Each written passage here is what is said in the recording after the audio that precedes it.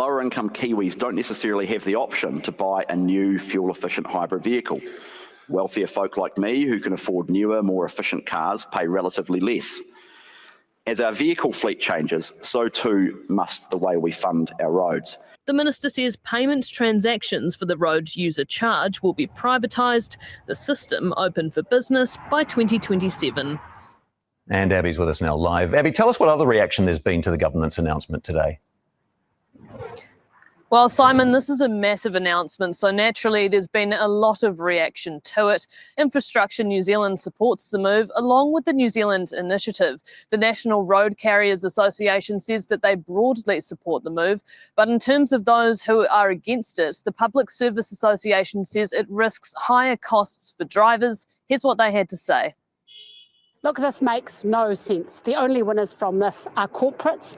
The administration charges for road user charges at present are very low. The government should back the public sector to keep on doing this work. Yeah. Chris Bishop labelled this as a once-in-a-generation change. He even shared some of his dreams at the conference today. He said that he sees road user charges as just being like an electricity bill. It arrives at the end of the month and you pay for it. Now, if we stop and think about that, Emily, here's some, not necessarily conspiracy theories, but here are some concerns. How does it arrive at the end of the month like a power bill? That implies a centralized area has to have that information. How do they get that information? Do they get that information? And is the reason they're calling it electronic because there's going to also be a infrastructure of cameras and that kind of stuff like you have on some toll roads? Because at the moment, what happens is you look at your odometer, right? Mine's on about 19,500 Ks. And I know that my road user charges are paid up to 20,000 Ks. And I go into the website and I go, I want to pay for another 5,000 Ks. And so the system records me as having paid up to 25,000 and I pay there. But it's not automated. It's not them sending me an invoice of how much I owe. How is the government, or, well, sounds a bit scarier, these guys are saying privatizing this, how is a group going to send a bill to me telling me how far I've driven on these roads?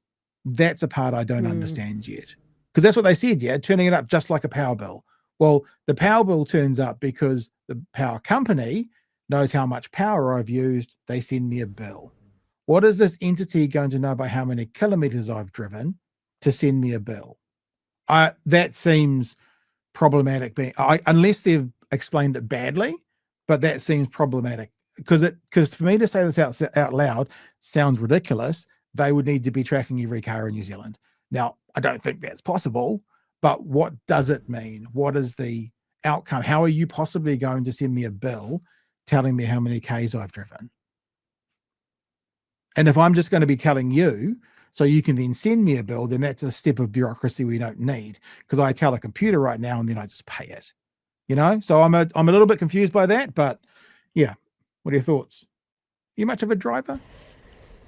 I didn't used to be. We only got our first car 2-ish years ago. I only just bought they're all secondhands, and we pretty much got everyone's secondhand vehicles and then drove them till they died, which is it's good because they were pretty much on their last legs. But when we only just bought our very first car a year ago, actually, after the other one died.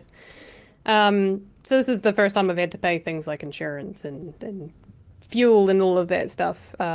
So it's all very new. But the thing I do like about paying fuel is that you pay as much as you need or much as you can afford, and then you try and make that go for as far as possible. So you don't have to fill up your tank. If you've only got $50, you can fill up $50 and, you know, hopefully that'll get you to where you need to be. You need to get to work that day, you know, maybe you just need to chuck in $10 to get you to work, but you're not.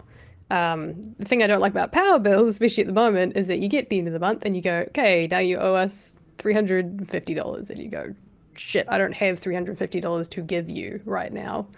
Yeah. So you're paying for your tax when you're getting your gas, and then it's paid and gone. Don't think about it.